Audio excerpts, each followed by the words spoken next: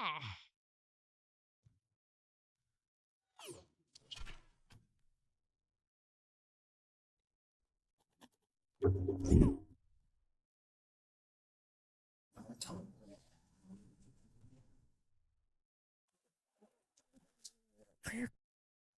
Kat here for Lightwave Digital. In this video, we're going to be talking about how to create a view screen effect when you're flying at warp, very similar to Star Trek The Next Generation or any of the TNG era series, such as Voyager, Enterprise, that sort of thing. This is a preview that we've got of the effect. It's actually very simple to put together, but it does require a little bit of work. So let's get started. Let's hit the end on the preview there, and let's go over to Modeler and take a look at what this Stars Warpy Streaky model is. Let's go and take a look at it here in Modeler, and you can see that it is basically a set of 2-point polygons or 1-point polygons that have been extruded a little bit to give them some depth, so they become 2-point polygons. So let's create something like this right now. Let's go over to a new layer, okay, and we're going to go to create, and we're going to create with the spray points tool, working with a very, very large size on our grid. And I'm going to right click on my mouse and just increase the diameter of the spray, and just going to go like so. All right, now I'm going to hit enter to create those stars, and we can see that they're already turned into 1-point polygons that will show up in OpenGL as a textured object. This will translate directly over to Lightwave layout without any problems. You'll be able to see them very easily, and away we go. So now that we've done that, we need to give ourselves a little bit more of an interesting shape. So I'm going to just go in here and slightly delete stuff, so it gives it more of a breakup. Okay, and we can get rid of a bunch of these. Okay, and let's go and flatten all this using the stretch tool. Okay, so they're all basically squashed down to infinite 0 on the x-axis. All right, now that I've got that, we're going to go and hit modify, and we're going to use the jitter tool. We want a very large Gaussian type of randomization on the jitter, so we're going to hit that a couple times. And now we've got something where we've got a good amount of stars, but they're offset now on the x-axis and the z-axis. This is going to look good. Now what we need to do is give ourselves a large amount of these. Now normally I would use something like the array tool to do this. We can give it a try here. Let's go to multiply, array, and hit N for numeric, and it'll bring up the numeric values here. We want, say, 10 of these.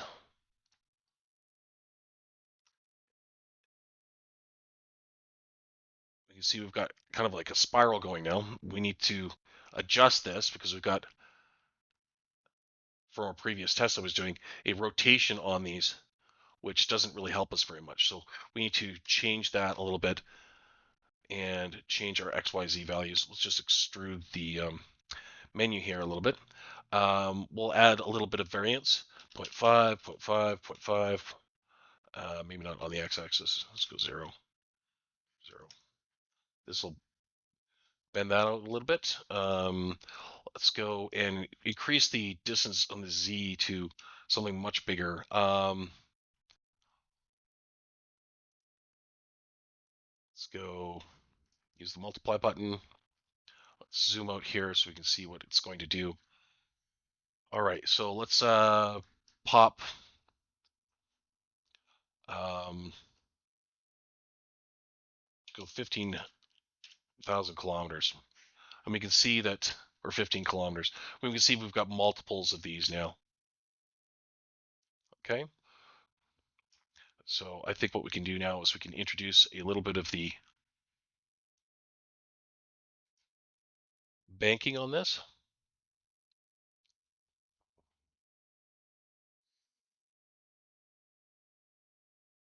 Okay. So it'll look like we've got a tunnel kind of going on there. We're going to delete the center of this a little bit in a second. All right. And we can hit enter on that. That'll create a bunch of stars in a tunnel. We'll go and stretch this out a bit so it doesn't seem so dense. So we've got something that looks similar to this. All right. Then if we want to vary this up again, we can go to modify and we can use twist, drag that a little bit, twist these stars around so that they're very, very, very randomized. Okay, hit enter to drop that tool. Now we need to get rid of the stars that are in the center. So we can do this one of two ways. We can create a Boolean object and remove them, or we can just simply right mouse click, hold it down, and give ourselves something for our spaceship to fly through. That'll select these stars here. Then we can just hit delete key for deleting them. And then last final step here is that we need to extrude them. So we're going to hit multiply, extrude, and we're just going to give them a little bit of length, just something like that. All right, so there we go. Nothing crazy. And that's all we really need to do to create these stars. So now we've got a tunnel of stars that if we are more or less in the center of, we can zoom and fly down, that sort of thing. That's what we're after, more or less. Okay, so now we need a texture. So let's go create a texture. I've already got one in here that we can use from the other scene, but we'll go and create a warpy stars column.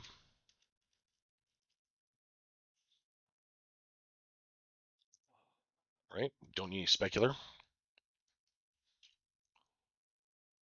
And we'll give ourselves kind of a slightly darker gray. All right, so that's good. Let's save this. Let's go and call this Warpy Stars. New. Okay. And once we've got that sorted, let's go over here and we don't want to save any of the other stuff. Let's clear this scene out. Okay. And we'll go and load our object. And these are the Warpy Stars new. And we can see that our scene has basically scaled itself so that the camera is a little bit more sensible in terms of size relative to this, but we need to be zoomed in a little bit. So let's use the left bracket key to bring our camera down into kind of a scalable world. Let's take a look at this through our camera. And what we'll do is we'll scale the stars, or the warpy stars new, hitting Shift H, which will bring up scale. Okay, and we're gonna just get it so that we got something that's just off the screen there. And we'll call that good to go. Okay, so that is going to be our motion key. Now, let's take a look at this in VPR. When I did this tutorial originally, I was working in Lightwave 10, and I couldn't see anything in real time because we didn't have VPR yet. First thing we need to do is obviously get rid of this default background gradient. So that is handled by the environment light. Let's go and select the environment light under the scene editor, or you can grab it under the light menu here. We don't need to use global. We can turn that off. And indeed, we could actually just disable this light entirely if we wanted to. That'll help us out. Okay, now we have a little bit of a problem here because we're like looking down the center cylinder of a lot of elongated points that are now 2-point polygons so that we can see them. We have a concentration of stuff kind of in the middle here. Best way to fix that is to use a distance dissolve on the object. So we'll select the object to bring up its object properties, and we'll go over to render and we'll use object dissolve. So we're going to use distance dissolve, and we're going to give it a max distance of 1500 meters, 1500 kilometers. Yep, here we go. Something a little bit more like that. So 150 kilometers. Let's round it down. Actually, 140. Okay, there we go. So now we've got stars that are looking like they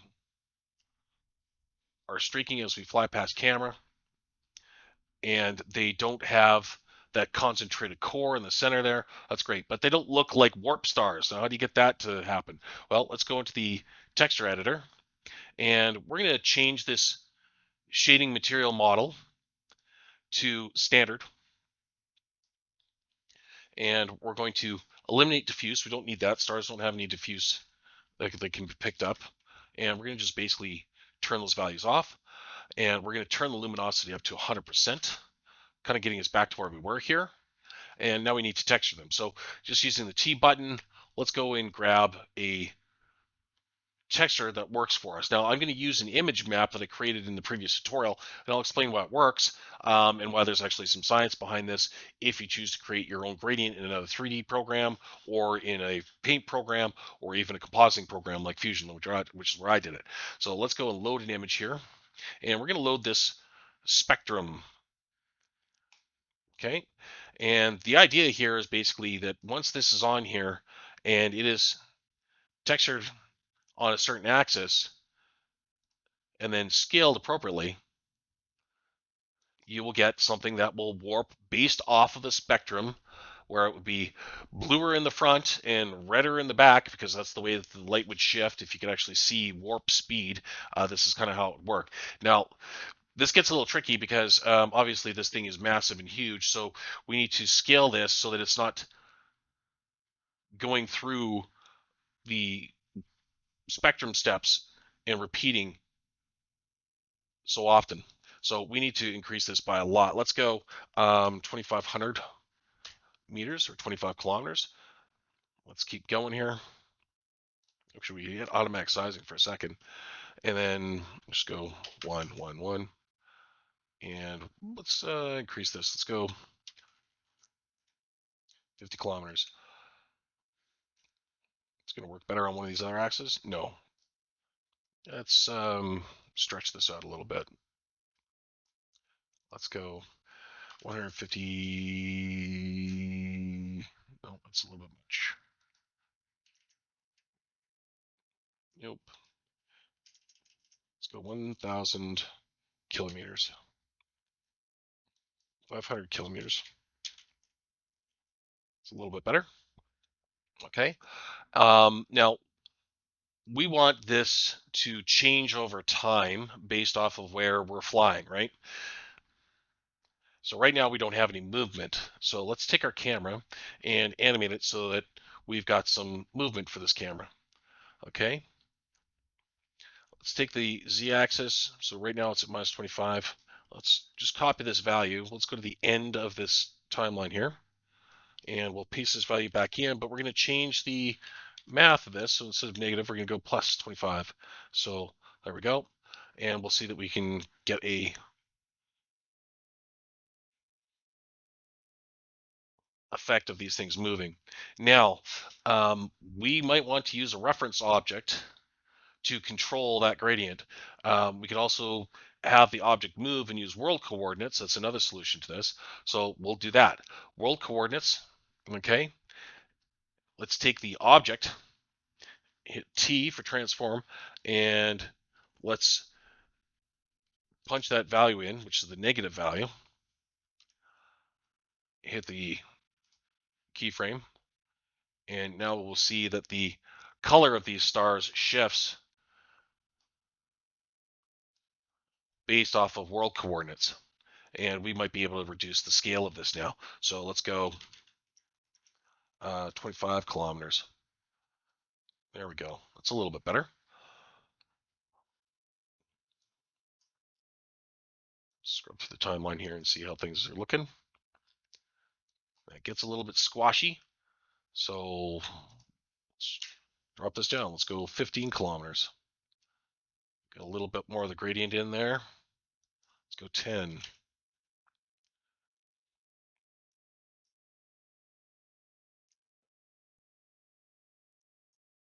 Let's go 5 kilometers. Getting there. Let's go 2 kilometers.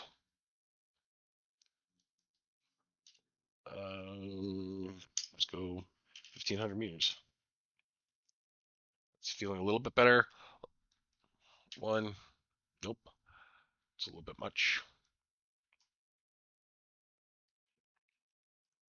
It feels a little bit better.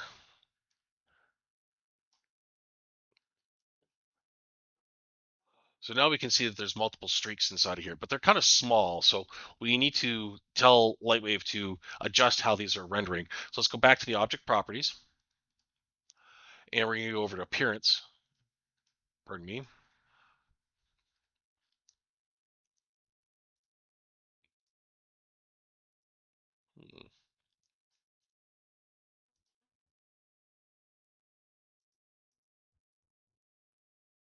Where did that go?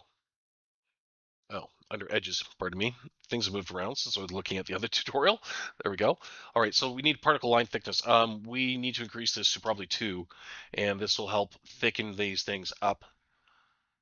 That'll work quite nicely.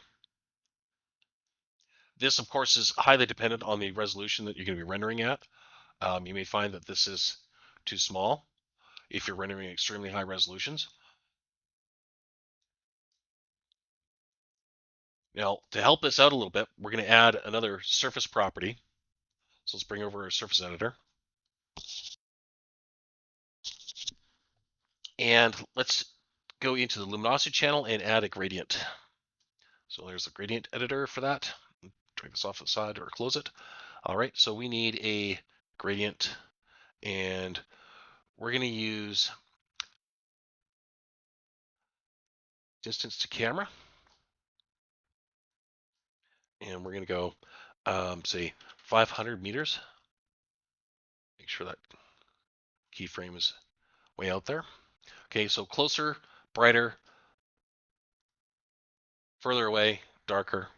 So we're going to change the luminosity value on this. We can see that they kind of start to disappear, but they also bring back a little bit of their saturation, which is kind of what we want. So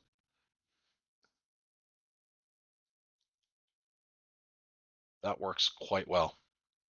All right. We can mix this up a little bit by adding a procedural on top of here. So we'll go and add a procedural, and we'll give this procedural a large z-axis, so it's like 1000, and give it kind of an orangish glue, so it brings back a little bit of that life. And we'll bring up the contrast on this.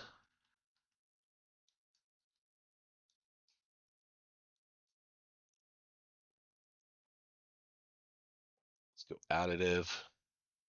There we go.